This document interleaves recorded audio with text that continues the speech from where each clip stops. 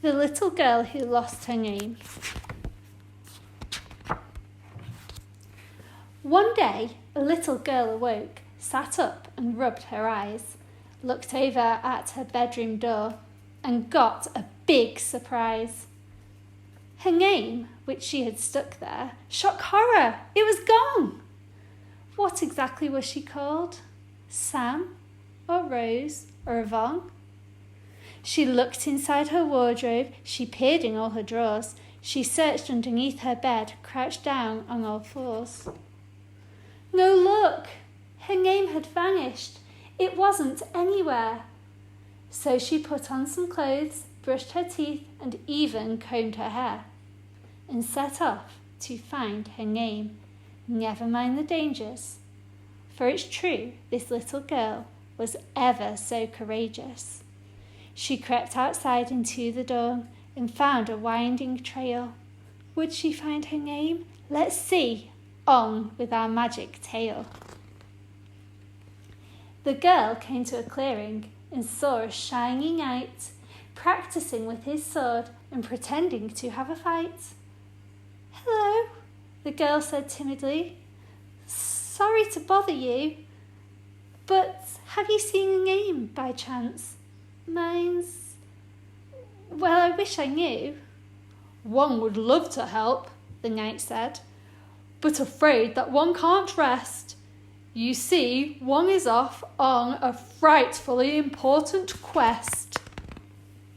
Sounds super, said the girl in awe. On a quest for what? The knight looked quite surprised at that, and thought and frowned a lot. No idea, the knight said at last. Sorry, one hasn't a clue. Something about a dragon? Or a princess?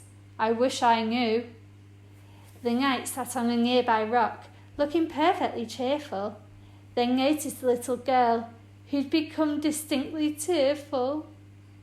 Oh yes, your name I quite forgot. You're also on a quest. Here, take this K from my shield. It's my very gallant crest. On and on the little girl walked, here, there, and round about, and came across an animal with a tremendous snout. Hello there, said the little girl. What animal are you? I'm an aardvark, said the beast. Good morning, how'd you do? Not good, the girl said glumly. You see, I've lost my name. Oh goodness, cried the aardvark. What a dreadful shame! The aardvark rooted busily, nosed down among the plants, and said, Perhaps you'll join me for a tasty plate of ants. Ants? The girl said, horrified. No, really not for me. And she sat looking so gloomy, the aardvark took pity. Lost your name? It snuffled gently. Well, now that won't do. But there's no need to give up and sit there feeling blue. Aardvark starts with 2 A's. I can surely spare you one. I'm sure you'll come across your name before the day is done. The girl walked past a scrap heap where a robot sat down slumped, rusty with a dented head, and most down in the dumps. Are you okay? The girl asked. Just, you look so sad. Me, I've lost my name. Seems like we're both feeling quite bad. It's my joints, the robot said. You hear that awful squeak? My knees, elbows, even my back, all they do is creak.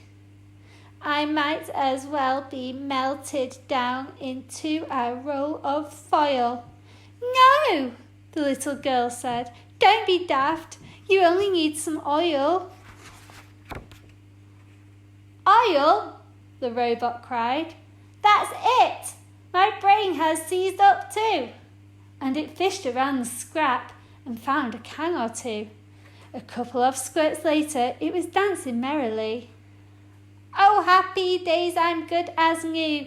Now then, let me see. Whiz, click, rat-a-tat, it hammered out an R. For robot to help with your game, what a smart girl you are. Along the road the girl walked and got a dreadful scare. Out sprang a fearsome creature with blue skin and bright pink hair. Who are you? The girl asked once she was over her fright. I'm an imp, the creature replied. Oh dear, are you all right? Don't believe the things you hear, that we're naughty, rude and bad. Those fairies, they'll say anything, it makes me hopping mad. Just last week, it's true, I helped an old lady cross the road. I picked up litter, washed windows, and all those lawns I've mowed. So people think you're bad, the girl said, when really you're quite kind. Right, the imp said, but they hear my name and just make up their mind. Well, I haven't even got a name, the little girl said sadly. No name? The imp exclaimed. Jeepers! Well, now let me see. Since my name just causes trouble, why not take this letter? Now I'm called Ump instead of Imp, and folk might treat me better. By the sea the little girl walked and heard a desperate cry. My tentacles! They're tangled up! What a pickle! Oh my! She stopped and saw a creature looking rather mournful, with lots and lots of tentacles wrapped up in something awful. What happened? Asked the little girl. It does look pretty bad. I was doing my maths, it told her, using my arms to add. I'd only got to number 9 when I got in this mess. Don't worry, said the little girl. I'll get you free, no stress. My name's Squid, the beast said, the girl pulling with all her might. I don't know mine, the girl grunted. It disappeared last night. Oh my gosh, you've lost your name, the squid exclaimed aghast. Afraid so, said the little girl, freeing the knot at last. Oh, thanks, the squid cried happily, fishing something from the deep. An S for squid, made from coral, and it's yours to keep. The little girl turned around and skipped back the way she'd come, past all the wondrous things she'd seen and all the things she'd done. The letters she'd been given, can you guess what they spelled out? That's right, the name she thought she'd lost was found again, no doubt. Yippee! The girl cried happily.